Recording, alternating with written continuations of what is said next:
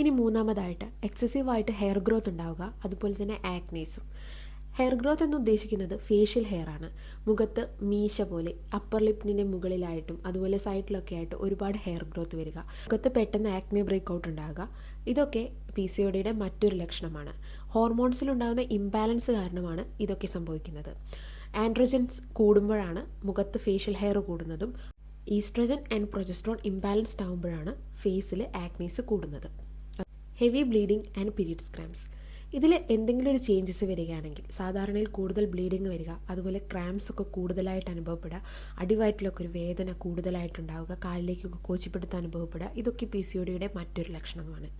PCOD ശരീരത്തിന് മാത്രമല്ല മനസ്സിനെയും ബാധിക്കുന്ന ഒരു രോഗമാണ്. കാരണം ഇതിൽ ഹോർമോൺസും കൂടി ഇൻവോൾവ് ആവുന്നുണ്ട്. ഹോർമോൺസ് ഇൻവോൾവ് ആവുന്നതിൻ്റെ ഭാഗമായിട്ട് മൂഡ് സ്വിങ്സ്, ആൻസൈറ്റി, ഡിപ്രഷൻ പോലുള്ള ബുദ്ധിമുട്ടുകളും സംഭവിക്കാം.